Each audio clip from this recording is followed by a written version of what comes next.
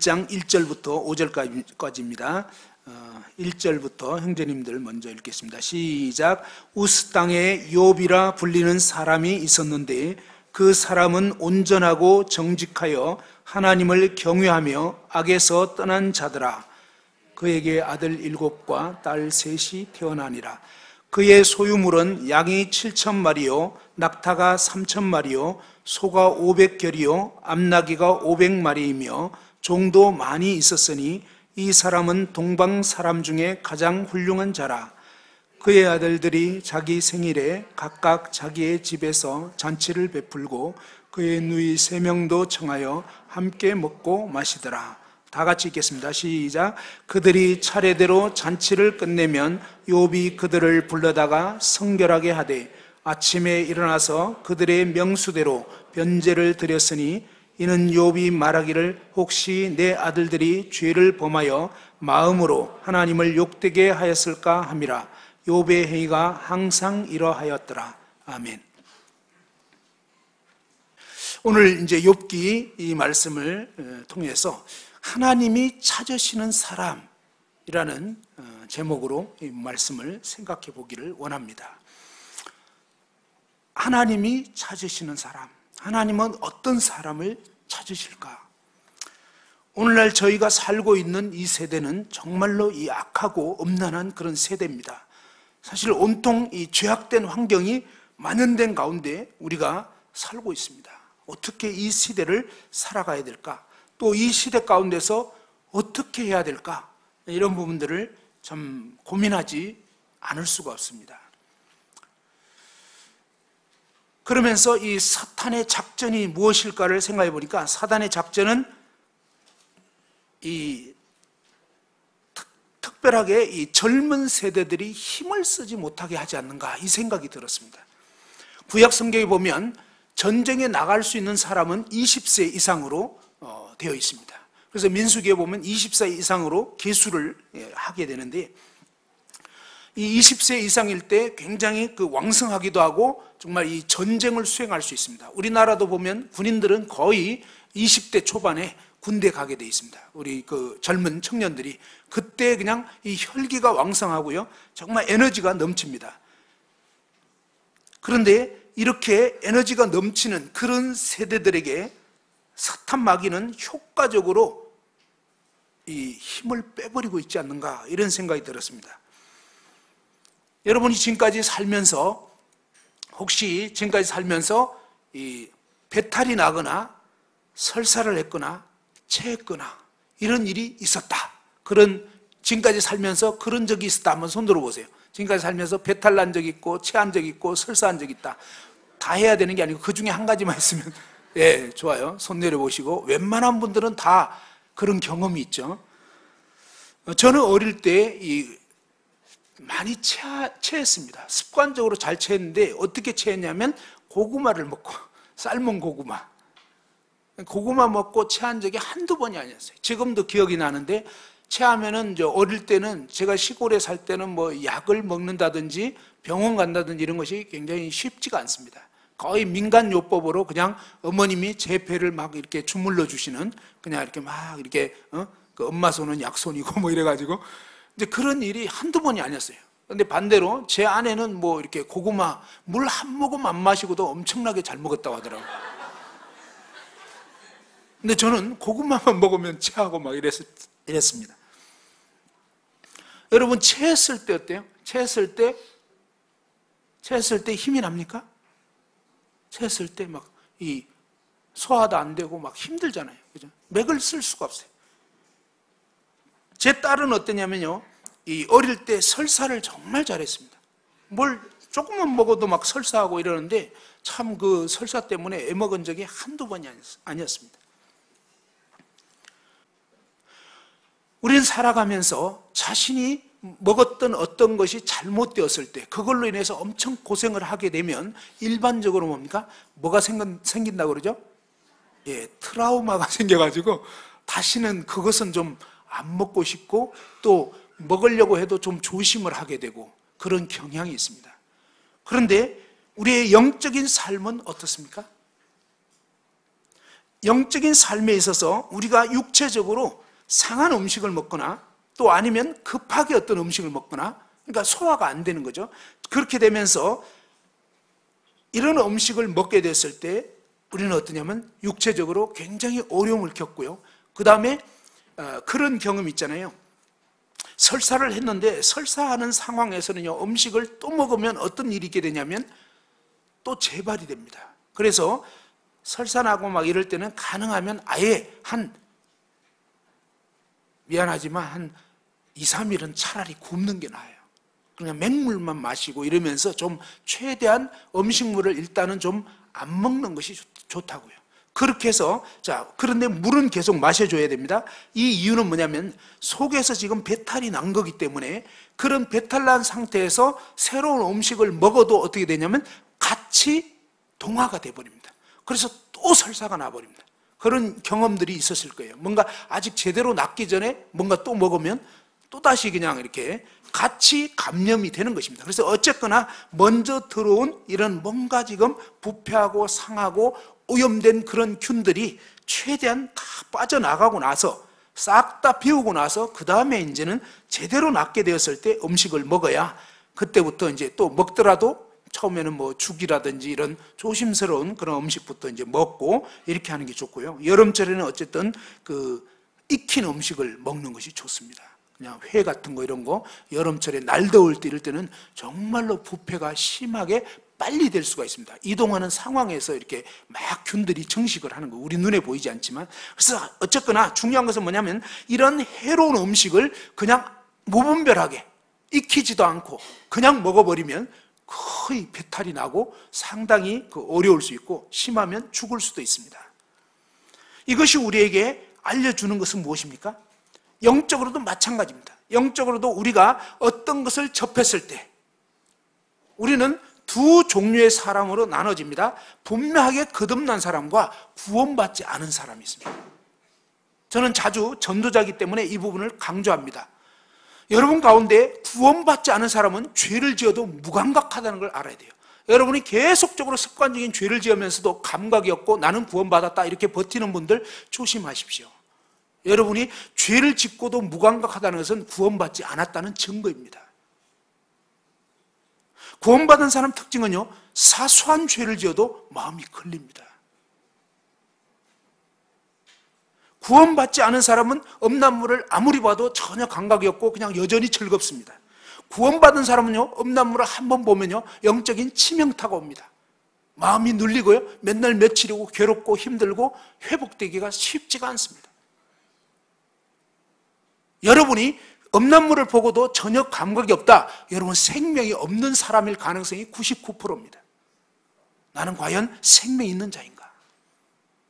일단 이 부분을 한번 도전하고 싶습니다. 그리고 두 번째로 생각해 볼 수 있는 것은 여러분이 구원받았다면요, 바로 이런 음란물이 됐건 또 아니면 어떤 습관적인 중독이 됐건 죄를 짝하게 되면요, 무기력해집니다. 마치 설사가 나는 것처럼 영적으로 아주 힘듭니다. 그리고 일반적으로 그렇게 되었을 때 나타나는 증상은 뭐냐면 한편으로는 괴롭고 한편으로 어떤 생각하냐면 다음에는 이러지 말아야지. 근데 대부분의 경우는 뭡니까? 결심을 합니다. 또 아니면 노력을 합니다. 근데 문제는요, 결심해도 노력해도 되지가 않는 것입니다. 안 하려고 하면 할수록 더 빠져들어가기도 하고요, 그러면서도 괴롭고, 아무튼 뭔가 괴로움이 있고 죄를 짝할 때 힘들고 이런 분들은 생명이 있다는 증거입니다. 생명이 있는 사람 안에 균이 들어가면요, 반드시 배탈나게 되어 있습니다. 그런데 생명 없는 사람은 균을 넣든 시체 안에는 뭘 넣든 관계가 없습니다. 왜냐하면 본인이 시체니까 아무 관계가 없는 거예요. 여러분은 생명이 있는 자인지 아니면 나는 생명이 없는 자인지. 우리 학생들도 마찬가지입니다. 오늘날 사탄 마귀는요, 우리가 먹어서는 안 될 이런 것에 대해서 아무 생각 없이 살도록 한다는 것입니다.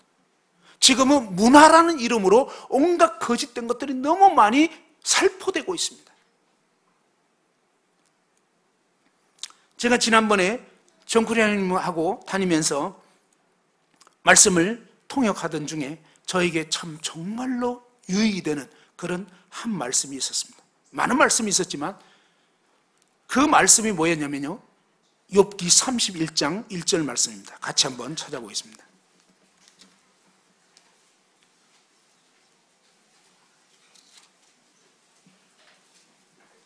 구약성경 욥기 31장 1절 말씀입니다. 다 같이 한번 읽어보겠습니다. 욥기 31장 1절 말씀입니다. 특별히 우리 학생들, 청년들, 또 물론 오늘 저와 여러분 모두가 다 필요한 말씀이라고 여겨집니다. 욥기 31장 1절 다 같이 한번 읽어보겠습니다. 시작. 내가 내 눈과 약속하였나니 어찌 처녀에게 주목하랴. 영어로 보니까요, 나는 내 눈과 언약을 맺었다 그랬습니다. 여자를 음란한 음심이 가득한 눈으로 보지 않기로. 중요한 것은 뭐냐면 욥은 자기 눈과 언약을 맺었다 그랬습니다. 내 눈으로 여자를 음란하게 바라보지 않기로. 오늘날 현대판으로 번역하면 욥은 자기 눈과 언약을 맺었습니다. 어떻게 해요? 음란물을 보지 않기로. 언약을 맺었다는 것입니다. 언약은 무엇입니까? 거룩한 서약입니다. 저는 제 아내와 결혼할 때 아플 때나 병들 때나 슬플 때나 어떨 때나 아내를 버리지 않기로. 주님께서 저에게 원하신 말씀이 이거였습니다. 너는 너의 눈으로 음란물을 보지 않기로 언약을 맺어라. 언약을 맺은 적이 있느냐? 라고 하는데 한 번도 저는 언약을 맺은 적이 없었습니다. 여러분 어떻습니까? 여러분은 여러분의 눈과 정말 이런 언약을 맺은 적이 있습니까? 왜 우리 그리스도인의 삶이 무기력하고 힘이 없을까요? 뻔합니다. 불량식품 먹어서 힘이 없는 거예요. 상한 음식 먹으면 배탈 나게 돼 있습니다. 우린 둘 중에 하나입니다. 생명이 없는 사람은 그냥 죄악을 즐기면서 사는 것입니다. 생명이 있는 사람은 죄를 접하면 무기력해집니다. 정말 힘을 잃게 돼 있습니다. 그런데 오늘날 정말 우리의 이 학생들, 청년들, 심지어 기혼들, 어른들 할 것 없이요, 지금 사탄 마귀는요 전방위적인 공격을 합니다. 어떻게 해요? 음란물을 살포하는 것입니다. 음란물뿐만 아닙니다. 게임을 살포하고 있습니다. 그런데요, 아무 생각이 없이 우리는 그냥 살아가고 있는 것입니다.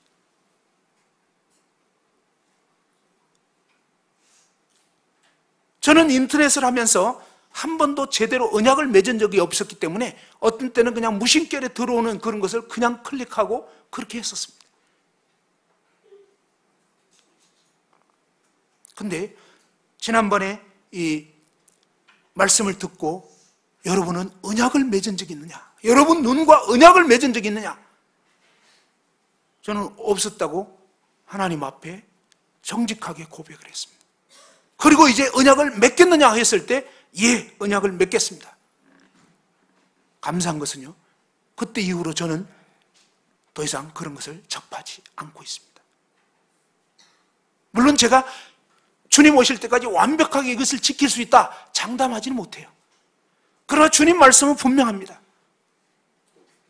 그리고 우리가 때로 연약함으로 넘어질 수 있지만 곧바로 자백하고 돌이켜야 된다는 것입니다.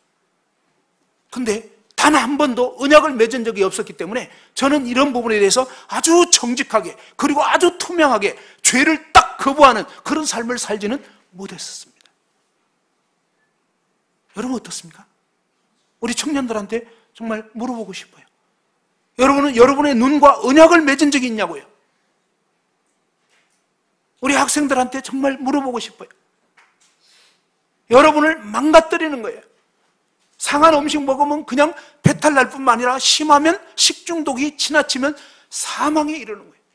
원수 마귀는요, 우리 인간을 지금 파멸시키려고 핸드폰을 통해서, 미디어를 통해서 막 무차별 지금 공습을 감행하고 있는데 아무도 별로 심각하게 의식하지 않고 있는 것입니다.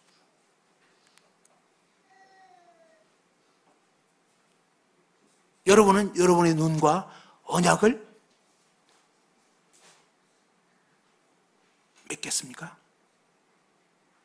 우리 믿는 그리스도인의 문제점 중에 하나는 뭐냐면요, 말씀을 들어도 적용하지 않는다. 우리가 말씀을 들을 때마다 적용한다면요, 세상이 벌써 뒤집어졌어야 하는 것입니다. 왜 이렇게 세월이 오래 지나는데도 우리의 삶이 무기력하고 영적인 파워가 없느냐? 우리가 말씀대로 순종 안 하는 거예요. 여러분의 감정은 얼마나 충실하게 순종하는지 몰라요. 그렇지 않습니까? 감정은 우린 잘 순종해요. 누가 뭐라고 하지 않아도 내 감정이 지금 기분 나빠, 하기 싫어, 뭐 이런 거는 참 잘 순종하잖아요. 누가 말하지 않아도. 그랬기 때문에 여러분이 이 육신이 원하는 대로 끌려다니기 때문에 무기력해지는 거예요. 단호하게 거부해야 되는 것입니다. 단호하게. 근데 언약을 맺어야 되더라고요. 그냥 해서 되는 게 아니더라고요. 저는 지금까지 이 말씀을 사실은 수없이 읽고 지나갔어요. 근데 단 한 번도 그런 생각 해본 적 없어요. 아, 요번 언약을 맺었네. 근데 별로 사실은요, 솔직히 이 말씀이 제 마음에 들어온 적이 없었어요. 그냥 지나가. 제가 정구려 형제님하고 다니면서 정말 충격이 된 것은요, 와, 이 말씀이, 아니 어째 똑같은 성경을 보는데 왜 이렇게 다릅니까? 알렉산더 쿠리안 형제님하고 다니면서 아니 똑같은 말씀 보는데 왜 이렇게 다릅니까? 왜 그럴까요? 그분들은요, 정결하게 사시더라고요. 진짜로. 지난번에 한번 말씀드렸죠. 이분들은 다니면서 혼자서 중얼중얼 뒤에서 뭐 하시나 했더니 기도하고 계시는. 그리고 기도도요, 속으로 하질 않아요. 저번에 딱 한 번 같이 정구량님하고 같이 주무신 적이 있다고 그랬잖아요. 같이 잠잔 적인데 너무 기뻐하시더라고요. 같이 자게 돼서 좋다고. 뭐 이러는데, 아니 밤에 잠을 주무셔야 되는데 주무시질 않는 거예요. 주무셨는데, 주무신 것 같아. 근데 그냥 뭐라고 중얼중얼 그냥 이렇게 돌려서 중얼중얼 이러고, 깨어있을 때는 무조건 중얼중얼이야. 쉬지 말고 기도하라. 말씀대로 하시잖아요. 쉬지 말고 기도해버려. 쉬지 말고. 삶의 어려움을 겪을 때, 근데 메시지들이요, 이론이 아니더라고요. 그냥 실제로 그분 자신이 살아간 삶을 증거하고 있는 거더라고요. 그래서 물어봤어요. 형제님, 어려운 일이 없었어요? 그랬더니, 어려운 일을 겪었던 거 얘기를 해주시더라고요.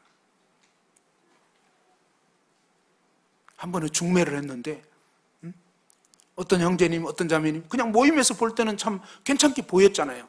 그렇게 해서 이제 다른 모임 형제님, 다른 모임 자매님 이렇게 중매를 했단 말이에요.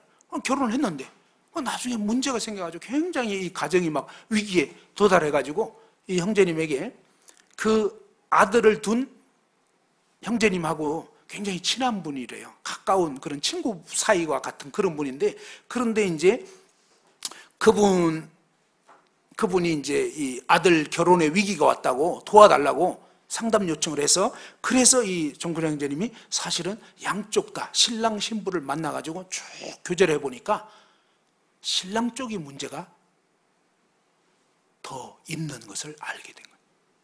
근데 신랑 쪽 아버지하고 자기하고는 굉장히 가까운 사이였다. 그래서 이 가까운 형제님에게 양쪽 다 만나보니까 신랑이 문제가 있는 것을 알게 돼가지고 그것을 신랑 아버지에게, 자기 친구인 신랑 아버지에게 얘기를 했다는 거예요. 조심스럽게 기도 가운데서 사실 이러이러한 문제가 있습니다 하고 그 부분을 알려드렸는데, 그 다음부터요, 원수 돼버렸대요.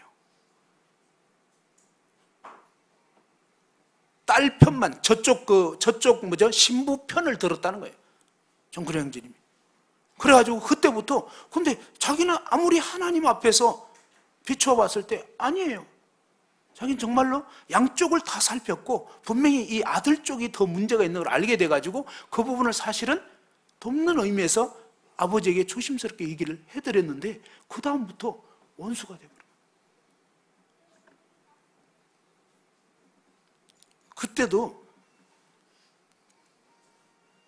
몽골에서 이제 한국 일정 마치고 몽골 가셨다가 오실 때 제가 공항에 만나가지고 이제 인도로 들어가시게 됐거든요.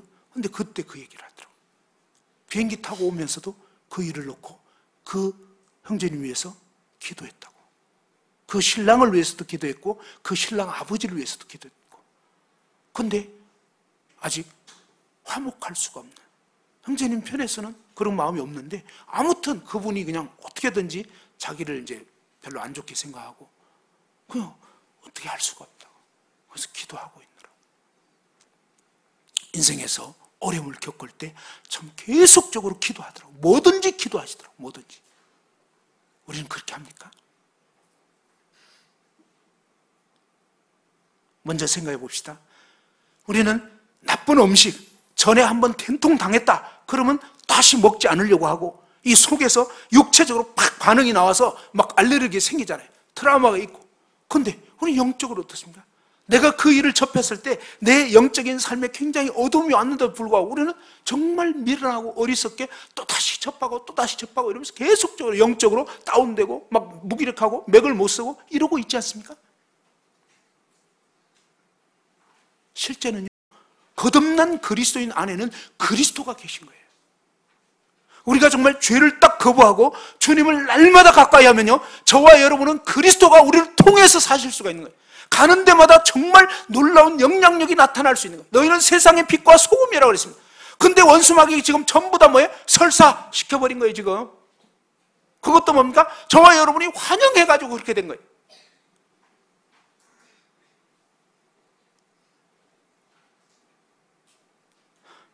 제 딸은 시집 가가지고요, 가끔 이제 그 딸이 최근에 임신을 했습니다. 아직도 모르셨네. 제 딸은 6월 말까지 임신이 안 되면 7월 달에 병원 가서 검사하려고. 참고로 제 딸은 걱정이 너무 많아. 염려, 막 앞에 것까지 끌어당겨가지고 염려하는 스타일이에요. 아니, 지금 결혼한 지 1년이 됐습니까? 2년이 됐습니까? 곧바로 애기 안 생기면 막 무진장 걱정해버리는 뭐 이런 스타일. 그래서 그냥 뭐 또 걱정도 어떻게 하냐면 하늘이 막 일단 무너져.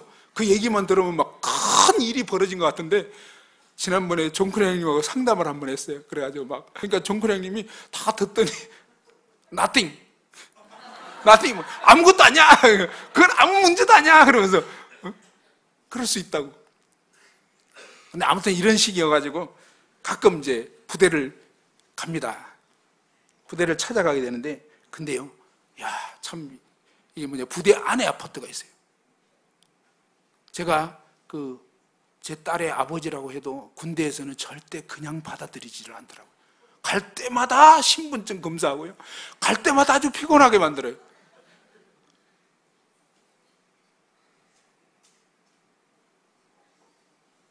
제 딸이 있는 곳에 그냥 들어갈 수가 없습니다. 매번 신분증 검사합니다. 정체불명의 존재는 절대 들어갈 수 없도록 군인들이 총 들고 지키고 있습니다. 저와 여러분의 영적 삶은 어떻습니까? 우리는 정말 우리의 삶 가운데, 우리의 생각 가운데 들어오는 이상한 잡생각들, 그 생각 받아들였다가 아주 곤욕을 치른 이런 거에 대해서 우리는 얼마나 올 때마다 적극 환영합니까? 문이 온전히 열려가지고. 그래서 밤낮으로 그냥 누구나 다 들어올 수 있는, 주로 나쁜 생각들. 만일 그렇게 하고 있었다면 오늘부로 보초 세웁시다. 그리고 오늘부로 여러분 눈과 언약을 맺으시기 바랍니다.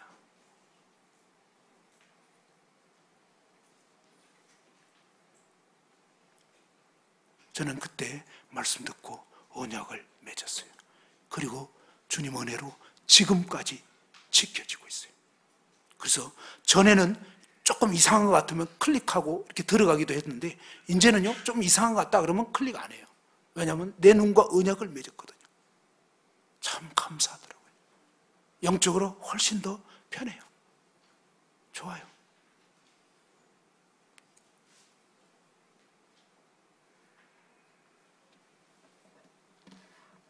말씀을 또 진행해버리면 그냥 또 하나의 예로 듣고 지나갈 것 같아서 여기서 한번 잠깐 멈추고 여러분 중에 언약을 맺고 싶지 않다, 그러면 강제로 할 수는 없습니다.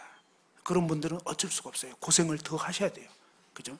근데 그게 아니라 저처럼, 맞다, 나는 지금까지 성경 말씀이 이렇게 돼 있었지만 내가 한 번도 욥처럼 이렇게 내 눈과 언약을 맺지 않았구나.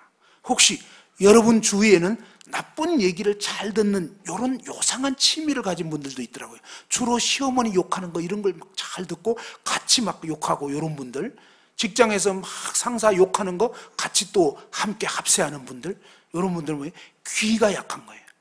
귀에 보초를 세워야 되는 거예요. 내 귀와 언약을 맺었나니 나를 정결케 하지 않고 이상하게 그런 얘기 듣고 나면 기분 나빠지고 같이 막 오염되는 이런 얘기는 이제 더 이상 안 듣겠다. 그런 사람과의 만남에 대해서는 자제하겠다.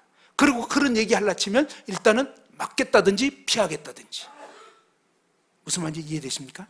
예, 한번 오늘 이 시간 우리 잠시 기도합시다. 그리고 주님 앞에 정말, 주님, 그동안 제가 무방비 상태로 합당치 않은, 정말 정결치 않은 이런 것들을 받아들였던 거 정말 잘못했습니다. 왜? 주님의 눈이잖아요. 주님 피값으로 사신 눈인데, 주님 피값으로 사신 귀인데도 우리가 함부로 방치했던 거, 또 주님의 주신 그런 마음인데 함부로 이 마음을 아무렇게나 이 무방비 상태로 두었던 거 먼저 자백하고 회개하고, 그 다음에 오늘 이 시간 정말 여러분 눈과 언약을 맺고 귀와 언약 맺고, 그 다음에 뭡니까? 여러분 생각에 보초를 세우기로 주님 앞에 지금 결단하시기 바랍니다. 마태복음 7장 24절 25절입니다. 다 같이 한번 읽어보겠습니다. 자, 마태복음 7장 24절 25절입니다. 시작. 그러므로 누구든지 나의 이 말을 듣고 행하는 자는 그 집을 반석 위에 지은 지혜로운 사람 같으리니 비가 내리고 창수가 나고 바람이 불어 그 집에 부딪히되 무너지지 아니하나니 이는 주추를 반석 위에 놓은 까닭이요. 우리가 가끔 신앙생활하다가 어떤 사람은 이 믿음의 대열에서 떨어져 나가는 사람이 있습니다. 왜 그럴까요? 주님이 알려주셨습니다. 나의 이 말을 듣고 행하지 않는 사람은 어떻게 되느냐? 25절에 보면 나의 이 말을 듣고 행하지 않은 자는 그 집을 모래 위에 지은 어리석은 사람 같으리니 비가 내리고 창수가 나고 바람이 불어 그 집에 부딪힘에 무너져 그 무너짐이 심하니라. 우리는 다 믿음의 경주를 지금 하고 있습니다. 사탄은 호시탐탐 노리고 있습니다. 그런데 저와 여러분이 이 하나님 말씀을 들었을 때 자기 자신에게 엄격하게 적용하지 않게 되면요, 어느 날 덫과 같이 사탄 마귀가 딱 채게 되는 것입니다. 그래서 남에게 전파한 후에 자기가 버림받게 되는 것입니다. 물론 지옥 간다는 얘기 아닙니다. 그는 이 믿음의 경주에서 실격하게 되는 것입니다. 그렇게 되지 않도록 한번 따라서 해봅시다. 원수는 내 안에 있다. 예, 원수는 상대편이 아닙니다. 분명히 명심하시기 바랍니다. 원수는요, 저와 여러분 안에 있는 거예요. 저와 여러분 안에 욕심 때문에 시험에 빠지는 거고요, 저와 여러분 안에 뭔가 잘못된 것이 있기 때문에 누가 마음에 안 드는 거예요. 저와 여러분 안에 그리스도가 온전히 통치하면 아무 문제될 게 없어요. 근데 저와 여러분이 그리스도로 통치 안 되면요, 매사가 마음에 안 듭니다. 분명한 사실입니다. 우리가 은혜 가운데 충만히 가면요, 상대방에 대해서 여유를 갖게 됩니다. 그의 문제점이 보이지만 그것 때문에 내가 막 판단되거나 계속 거기에 쏠리지 않게 되어 있어요. 마치 의사가 문제를 보는 것 같습니다. 의사는요, 환자가 지금 간이 썩어 있네, 또 아니면 질병이 지금 막 발병되고 있네, 이런 거 보지만요, 그것에 대해서 어떻습니까? 오염되지 않도록 자기를 방어하고 있습니다. 장갑을 끼고요, 마스크를 끼고.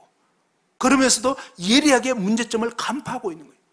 그러고 보니까 그 환자에 대해서 제대로 된 의사라면요, 긍휼한 마음을 갖는 것입니다. 우리는 상대의 문제에 대해서 긍휼한 마음이 됩니까? 판단하는 마음이 됩니까? 판단하는 마음은요, 그리스도의 마음이 아니에요.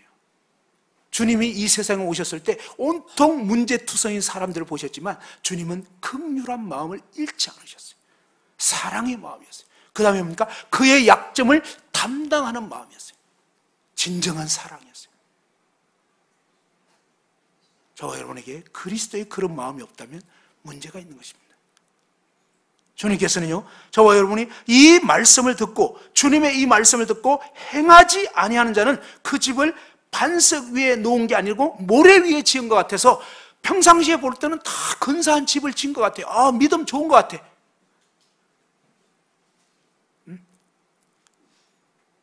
왜 이런 식이 되냐고요.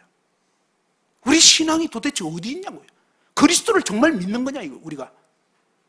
말로는 대단한 신앙을 가진 것처럼 우리가 얼마든지 말할 수 있어요. 그게 아니라 정말 그리스도께서 내 삶의 주인이냐고요. 많은 경우에 우리는 내가 알량한 분별력이 주인되어 있는 사람, 아주 교만한 사람들이에요. 그 다음에 자기 감정에 충실한 사람, 그 감정이 주인이에요. 예수님 주인 아니에요. 자기 판단력이 주인이라고요. 우리는 모름지기 교만한 죄를 회개하고요. 그 다음에 감정을 주인 삼은 걸 회개하고, 정말 그리스도 아닌 다른 모든 걸 주인 삼은 것을, 내가 주인 삼은 모든 거, 스포츠? 예, 맞아요. 저도 토요 풋살이나 이 축구를 열심히 할 때는 축구에 마음이 막 가더라고요. 요즘엔 좀 마음이 안 가요. 되도록이면 안 가고 싶은데 이번에 이제 가야 할 건수가 생겨가지고 가야 될 것 같아요. 근데 계속 하다 보면요, 마음이 막 이끌려요. 뭐든지 우리는 우상이 될 수 있어요. 뭐든지 그리스도로 살지 않으면 문제가 되는 것입니다. 우리의 삶의 주인이 과연 뭐냐 이것입니다. 저와 여러분의 삶의 정말 주인이 그리스도 그분이신가? 그리고 그 그리스도의 반석 위에 내 믿음의 신앙을 지금 짓고 있는가? 아니면 활동을 많이 하고 있으면서도 정작 그리스도의 마음이 아닌 그냥 종교적인 행위를 하고 있다면 심각한 문제입니다. 돌이켜야 합니다. 어떤 분은 또 이런 얘기하니까 그래, 나 이제 안 해. 그 사람은 진짜 웃기는 사람이에요. 지금까지 뭘 하고 있었는지 아주 드러내고 있는 거예요. 지금 이 말씀은요, 그동안 열심히 하던 거 그만둬라, 이 소리 아니에요. 바른 동기로 회개하고 돌이키라는 거예요. 에베소 교회에 보면 정말 너희들이 정말 이런 진짜 참 좋은 행위들이 있다고 했습니다. 그것이 잘못됐다는 게 아니에요. 근데 문제가 있었어요. 뭐예요? 주님을 향한 첫사랑을 잃어버렸다는 것입니다. 그건 뭐예요? 첫사랑을 회복해야 할 문제지 하던 일 다 관둬야 되는 문제가 절대 아니었던 거예요. 우리가 말씀을 균형 있게 적용해야 돼요. 그래서 뭔가 내가 지금 잘못되어 있구나. 그럴 때 그 부분에 대해서 진지하게 돌이켜야 하는 것입니다. 여러분, 정말 게임에 빠져 있는 분, 여러분, 게임이 신입니다. 게임이 주님이라고요. 심각해요. 맞아요. 그래서 주님 앞에 회개하십시오. 회개가 안 되시는 분들은 말씀드렸죠. 생명이 의심스러운 분들이라고. 그래서 이 주님의 말씀이 저와 여러분의 삶에 실제로 적용이 돼야 돼요. 실제로. 왜 우리는 살아가면서 무기력하냐 이것입니다. 분명합니다. 소금이 아무리 많이 있어도 그 소금을 실제 국에 넣기 전까지는 국은 제맛을 낼 수가 없는 거예요. 하나님 말씀이 이렇게 무궁무진하지만 우리가 일단 뭐예요? 잡스러운 걸 자꾸 받아들인 상태에서 말씀 들어봐야 짬뽕되어 있는 것입니다. 안 돼요. 그래서 먼저 저와 여러분 마음 가운데 들어온 거짓 거 회개하고 돌이켜야 해요. 제가 이런 적이 있었습니다. 이미 말씀드렸었는데 혹시 못 들은 분을 위해서 한 번 더 말씀드리겠습니다. 다음에 그런 거 들은 적이 없다, 제발 이런 소리 하지 마시기 바랍니다. 저희 형수님이 계세요. 이제 돌아가셨어요. 큰 형수님이 계셨는데 이 큰 형수님에 대해서 별로 좋은 얘기가 없었습니다. 저희 큰 누님이 계시는데 큰 누님이 큰 형수님에 대해서 가끔 이렇게 명절 때나 어떨 때 만나게 되면 큰 형수님 욕을 했었습니다. 저는요, 제가 7남매 막내이기 때문에 큰 형수님이 저에게는 어머님 같아요. 그래서 저는 아무리 큰 누님이 뭐라 해도 별로 마음에 나쁜 생각이 안 들었어요. 어머니 같은 마음이 들었어요. 중고등학교 시절을 큰 형수님 집에서 지냈거든요. 근데 큰 형수님 나중에 폐암 걸렸고 10년 후에, 폐암 수술 후에 이제 한 10년 동안 사시다가 어느 날 또 건강이 더 악화돼가지고 요양원에 입원을 하시게 됐습니다. 그러고 나서 어느 날 큰 누님을 또 만나게 됐는데 막 큰 누님이 또 형수님 욕을 하는. 근데 그 욕을 하는데 저도 모르게 그 욕하는 말이 들어와 버렸어요. 제 마음에. 그래서 생각이 되더라고요. 맞아. 그 형수님 진짜 우리 엄마한테 너무 나쁘게 했네. 옛날에 얘기 들어보니까 우리가 듣는 거 조심해야 됩니다. 덕을 세우는 말 아닌 거 진짜 조심해야 돼요. 이 나쁜 말은요, 비판적인 말은 오염시키는 강력한 힘이 있습니다. 여러분이 어떤 말을 듣고 나면, 어떤 지체를 만나고 나면 정말 영적으로 막 회복되고 주님을 더 사랑하고 이렇게 돼야 되는데, 어떤 말 듣고 나면 나 교회 일 안 해, 이제 모임 안 갈 거야, 장로 형제님들에서 판단되고 막 이러면요, 여러분 진짜 독을 마신 거예요. 정말로 돌이켜야 돼요. 여러분 인생을 망치고 있는 거예요, 진짜. 그런 말들 들은 거 처리 안 했기 때문에 어느 날 덫과 같이 마귀가 탁 낚아채는 거예요. 그럴 때 뭡니까? 이 속에 들어왔던 것이 있기 때문에 자석처럼 빡 끌려가지고 그냥 끌려가는 거예요. 이야, 안타까워요. 이제 교제도 소용없어요. 왜? 이미 때가 늦었거든. 여러분 마음에 그런 악한 마음, 판단하는 마음, 뭔가 안 좋은 마음 없냐고요. 싹 없애야 돼요, 싹. 그래서 내 마음이 정말 마치 허드슨 테일러의 아내가 주님 나라 갈 때 마지막 그가 고백한 게 있었습니다. 주님, 저는 지난 10몇 년 동안 주님과 제 사이에는 구름 한 점 낀 것이 없었습니다. 얼마나 놀랐습니까? 저 여러분 마음 가운데 누구를 대해서 판단한 마음, 쓴뿌리 미워하는 마음 이런 것이 없이 정말 온전히 사랑의 마음으로 주장될 수 있도록 육과 영의 온갖 더러운 것에서 우리 자신을 깨끗게 해야 되는 것입니다. 주님께서 그렇게 하라고 말씀한 거예요. 음란물의 유혹으로부터 단호하게 딱 이제 거절해야 되는데 그렇지 않기 때문에 여러분이 구원받았다 하는데 어떤 분이 그러더라고요. 구원받은 우리 교회 청년들하고 구원 안 받은 청년하고 다른 게 뭐냐, 이거. 똑같이 음란물 보고 똑같이 게임에 빠져있고 도대체 뭐냐고요. 결판을 냅시다. 살든지 죽든지 계속 이 모양 이 꼴로 살 건지, 아니면 진짜 남자답게 20세 청년 전사들이 전사, 영적 전사, 이때 뭡니까? 하나님 말씀에 밤낮으로 말씀과 기도로 무장하면서 진짜 적진을 막 깨부셔야 될 텐데 지금 뭡니까? 완전 눈이 뭐예요? 그냥 죄송해요, 동태눈같이 그냥 눈이 풀려있는 풀려. 영혼대로 얻지를 못해요. 여호수아 칼렙처럼 막 적진을 치고 들어가는데, 야, 캠퍼스에 지금 널브러져 있지 않습니까? 네? 음란한 삶에 찌들려 있는, 정말 소망 없는, 정말 지긋지긋한, 날마다 무기력한 이 영혼들에게 막 들어가가지고 소망에 관한 이유를 분명하게 증거해야 되는데, 여러분 자신이 음란물에 찌들려 있고 게임에 찌들려 있으니까 아무 힘이 없는 거예요.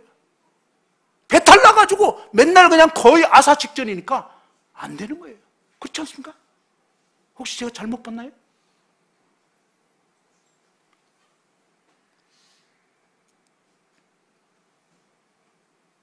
근데 제가 형수님에 대해서 그런 욕을 여러 번 들었지만 한 번도 제 마음에 들어오지 않았다고요. 근데 그 어느 마지막 순간 탁 들어왔어요. 그리고요, 참 이게 잘 들어야 되는 거예요. 잘 들어요. 그때 감정이입되면 굉장히 위험해요. 그걸 아셔야 돼요. 우리가 합당치 않은 말을 들을 때 정말 주님께 깨어서, 다시 말해서 이 의사가 뭡니까? 이 환자를 대할 때 뭡니까? 환자의 환부를 이렇게 만지고 이럴 때는요, 세균이 우리 눈에 보이지 않지만 굉장히 막 활약하는 거예요. 그래서 마스크를 끼고 장갑을 끼고 이래야 되는데 무방비 상태로 듣다가 뭐예요? 그 세균을 그냥 맨손으로 만지거나 그래 맞아 너무해 심해 뭐 이러면서 같이 공감해버리면 끝나는 거예요. 여러분 영혼이 파멸되는 것입니다. 그거 아니에요. 아닌 건 아니에요. 주님 말씀하고 다른 건 무조건 아닌 거예요. 그렇잖아요. 하나님 말씀은 어떻게 되냐? 말씀. 근데 제가 몰라서 그 순간에 깨어있지 않아서 그냥 탁 듣고 보니까 맞아. 우리 형수님 너무 심한 것 같아. 막 이러면서. 근데 또 거기다 연민의 정까지. 뭐예요? 제가 막내라고 했잖아요. 저희 어머니 생각하니까 막 불쌍한 마음들. 이거 조심하세요. 불쌍한 마음 들 때. 불쌍한 마음 그냥 드는 거하고 긍휼한 마음을 갖는 거하고는 조금 차원이 다릅니다. 인간적으로 불쌍해가지고 같이 동병상련되면요, 여러분 영혼이 파멸되는 거예요. 하나님의 긍휼, 죄에 물들지 않으면서도 그 처지와 상태를 정말 이렇게 바르게 분별할 수 있는, 이게 필요한 것입니다. 근데 그렇게 돼가지고 뭡니까? 어느 순간 제 마음 가운데 막 그냥 돌아가신 어머니 생각도 되고, 저희 어머님 참 인정이 많았거든요. 그러니까 막 그 좋으신 어머니, 근데 형수님 너무했어, 우리 어머니한테 그럴 수가, 막 이러면서 막 이런 마음이 드는 거예요. 그리고 또 형수님 비리까지 들었잖아요. 화단 그냥 아파트 올라가다가 그냥 좋은 꽃 같은 거 보면 톡 뽑아가지고 집에 가져가 버려요. 저희 형수님 그랬다고. 목욕탕 가면요, 막 목욕 이거 다라이 있잖아요. 집에 지금 한 대여섯 개 갖다 놓고 있고, 뭐 그냥 장롱에요, 한복이 수십 벌 돼요, 수십 벌. 부자 아니에요. 근데 이상한 어떤 수집광도 있는 것 같아요. 그거 보면 막 휴지, 막 팬티 그냥 새 거 쫙 쟁여놨어. 언제 쓰실지 몰라. 제가 형수님 돌아가셨는데 비리를 너무 얘기해서 죄송한데, 그냥 얘기하려고 한 게 아니고, 사람은 누구나 문제가 있다는 것입니다. 근데 그전에는 아무렇지도 않았어요.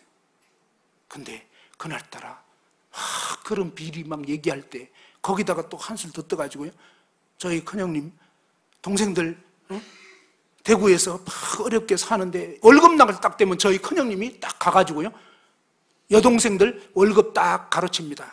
그러면서 시집 갈 때 보태줄게 갖고 가가지고 딱 닦아 써버려요. 형님, 큰형님, 큰형수님 다 똑같았어요.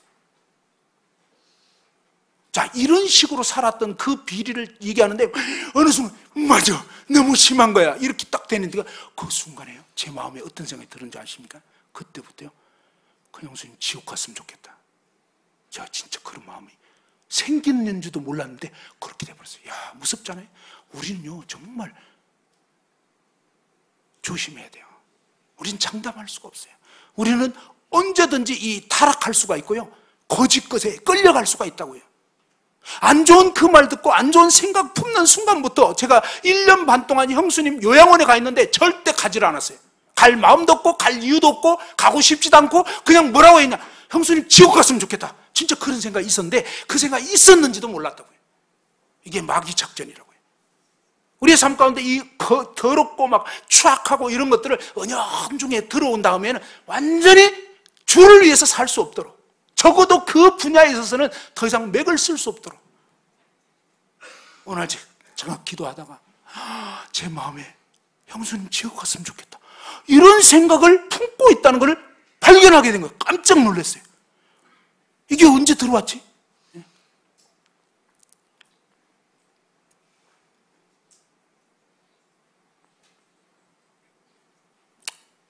발견한 순간 주님 앞에 자백했어요. 주님, 제가 정말 이런 악한 마음을 품었습니다.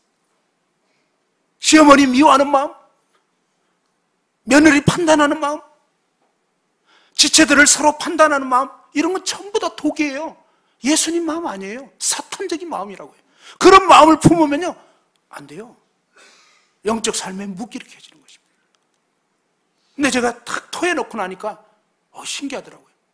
주님, 제가 정말 이런 악한 마음을 품었습니다. 잘못했습니다. 용서해 주십시오 하고 주님 앞에 자백하고 나니까요, 갑자기 정신이 난 것 같아요. 그래가지고 아내랑 얘기하다가, 여보, 우리 형수님 진짜 1년 반 동안 요양원 계셨는데 아직 한 번도 못 가봤네. 어떡하지? 가봐야 되는데. 뭐 이러다가 갈까? 갈까요? 그러니까 그냥 토요일 오후인데 바로 가게 됐어요. 우리가 죄를 버리면요 주님 뜻대로 살아갈 수가 있는 힘이 생기는 거예요. 왜 안 되냐? 뭔가 품고 있기 때문에 안 되는 거예요. 그렇게 해서 요양원을 찾아갔는데 정말 신기하게 하나님이 미리 예비하신 거죠. 조용하게 그냥 다 준비가 돼 있더라고요. 그래서 말씀을 전했는데 형수님이 정말 순한 양같이 말씀을 다 받아들여요.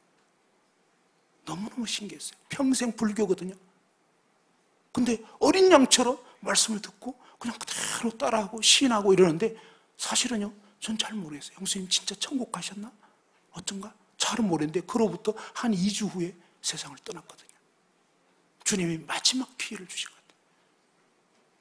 제가 이 말씀 드리는 이유는요, 우리가 믿는 그리스도인이지만 우리가 이 육과 영의 더러운 것에서 자신을 정결케 하고 주님을 정말 사랑하는 그런 마음 가운데 거하지 않으면 우리는 주님이 쓰시는 합당한 도구로 살 수가 없다는 걸 알 수 있는 거예요. 욥기 1장에 보면 어떻게 되어 있습니까? 욥은 우스 땅의 욥이라 불리는 사람이 있었는데 그 사람은 온전하고 정직하여 하나님을 경외하며 악에서 떠난 자더라. 하나님은 욥에 대해서 이 욥은 온전하다. 그죠? 이 온전하다는 것은 비난받을 만한 것이 없다 이런 뜻입니다. 전혀 죄를 안 지었다 이런 뜻이 아닙니다. 욥기에 보면요, 바로 이 젊었을 적의 죄를 주께서 생각나게 하신다고 그런 표현이 있습니다. 그러니까 욥도 젊은 시절 죄를 짓고 그렇게 살았어요. 그러나 이 욥은 정말 하나님 앞에 자신의 그 죄악들을 회개하고 돌이켰던 것입니다. 그래서 비난받을 만한 것이 없도록 계속적으로 뭡니까? 죄를 자복하고 돌이키는 그런 정결한 삶을 살았던 것입니다. 그리고 정직했다고 했습니다. 자기를 숨기거나 감추거나 속이지 않는 것입니다. 자기의 진면목을 그대로 인정한 것입니다. 그리고 하나님을 경외했다고 했습니다. 하나님을 두렵고 떨림으로 섬기는 것입니다. 사람 이목이 두려워서가 아니라 하나님 앞에서. 어떤 분들은요, 평생 자기의 과거가 드러날까 봐 두려운 사람들이 있어요. 이런 사람들 막이 밥이 되더라고요. 그러지 마세요. 우리가 주님 앞에 내 모든 거 사실 주님 다 아시는 거예요. 뭐가 두렵습니까? 주님의 용서와 자비를 입은 사람은요, 정말 우물가 여인처럼 나의 모든 것을 말한 사람 와보라, 이런 메시아가 아니냐. 주님은 우리의 모든 죄를 사하셨어요. 모든 죄를 사함받은 사람으로서 그분 앞에 참 자유를 누릴 수 있도록 숨기지 마시고, 정말 뭔가 감추고 숨기고 이런 사람은 뭔가 부린 거예요. 그래서 자유함이 없는 거예요. 사단이 그걸 딱 채면요, 그냥 코가 확 깨는 거예요. 근데 그냥 딱 빛 가운데 드러나면 뭐 어떻게 하겠어요? 그런 죄인인데 주님이 용서해 주셨는데. 자수해야 광명을 찾는데 자수하지 않기 때문에 어둠 가운데 숨기고 있기 때문에 저는 가끔 그런 분들 봐요. 믿는다 하면서도 뭔가 자기 과거가 드러날까 봐 두려운 분들, 그러지 마세요. 우리가 주님 나라 가면 드러나지 않을 거 없어요. 마귀에게 속고 있는 거예요. 잠언 28장 13절에 자기의 죄를 숨긴 자는 형통하지 못한 거예요. 결국 형통하지 못해요. 근데 죄를 딱 자복하고 버리면요, 거리낄 게 없어요. 그리고 그럴 때 겸손해져요. 왜? 내 진면목이 드러나 버리면 할 말이 없는 거거든요. 누구를 욕하겠어요? 내가 이 모양 이 꼴인데, 나 같은 죄인을 용서해 주셨는데. 그죠? 그럴 때 우리는 참 겸손하고 주님 앞에 정말 누가 뭐래도 자유한 거예요. 그래서 마귀 작전에 걸리지 마시고 정말 말씀대로 순종합시다. 자기의 죄를 숨기지 마시고, 정말 그렇다고 해서 막 공개적으로 아무한테나 다 떠벌리라 그런 뜻은 아닙니다. 주님 말씀대로 정말 신뢰할 수 있는 분들에게 자기의 죄를 정말 자복하고, 또 주님 앞에 자복해서 정말 자유케 되면 괜찮은데, 그렇지 않은 어떤 분들은 잘 안 되더라고요. 그럴 때 정말 이렇게 경건한 상담을 할 필요가 있는 거예요. 그래서 메인돼서 자유케 될 수 있도록. 그리고 이제 이 하나님을 경외하는 것입니다. 하나님 앞에서 사는 것입니다. 사람을 두려워하는 건 죄입니다. 하나님을 두려워하는, 사람을 두려워했던 건 죄를 자복하고 이제 하나님 앞에서, 그분 앞에서 내가 지금 합당한가 그렇지 않은가 돌아보는 것입니다. 그리고 악에서 떠난 자, 그죠? 그래서 저와 여러분이 뭔가 이건 악한 것인데, 이건 잘못된 것인데, 그런 몰라서 그러는 거 어쩔 수 없지만 알게 됐다 그러면 단호하게 버리는 거예요. 떠나는 거예요. 악에서 떠나. 그런 악한 관계도 떠나야 돼요. 사실은 계속 내가 어떤 사람을 접하면 계속 어두워져. 근데도 계속 미련하게 짝하고 있다. 그것이 뭐예요? 쉰 음식 먹으면 계속 상하는데 계속 상하고 접하고 있는 거예요. 주님께서는요, 주를 깨끗한 마음으로 부르는 자들과 함께 뭐예요? 이 주님을 사랑하고 쫓아야 된다고 했습니다. 영적으로요, 여러분 건강한 관계를 형성하십시오. 어둠에 짝하고 계속 뭔가 이렇게 욕하고 판단하고 비방하고 이런 일에 짝하면요, 여러분 망하겠다는 지금 뜻이에요. 계속 그렇게 하면 여러분 망하는 거예요, 그냥. 그래서 주님 말씀 그대로. 주님 어떻게 말? 사랑하라. 용서하라. 상처받은 거 있으면 용서하셔야 돼요. 그리고 나쁜 마음 품었으면 자백하시고. 인도자들에 대해서 순종하라고 하는데 인도자들에 대해서 판단한 마음 품었다? 그건 죄입니다. 어쨌거나. 물론 인도자들도 잘해야 되지만. 근데 피차 주님이 나에게 하신 말씀이 있거든요. 그 말씀에 비추어서 내가 그 말씀대로 하지 않고 있다면 그런 부분을 주님 앞에 정직하게 죄를 자복하고 돌이켜야 된다는 것입니다. 시간이 많이 돼서 더 이상 할 수가 없게 되어버렸습니다. 주님이 이제 나머지 부분은 주님께 맡기기로 하고요. 잠깐 한번 기도하고 마치겠습니다. 자비하신 아버지 하나님, 아버지 하나님께서는 도둑이 오는 것은 도둑질하고 죽이고 멸망시키려는 것뿐이요, 내가 온 것은 양으로 생명을 얻게 하고 더 풍성히 얻게 하려는 것이라고 우리 주님께서 말씀하셨지만, 저희는 그동안 참 정말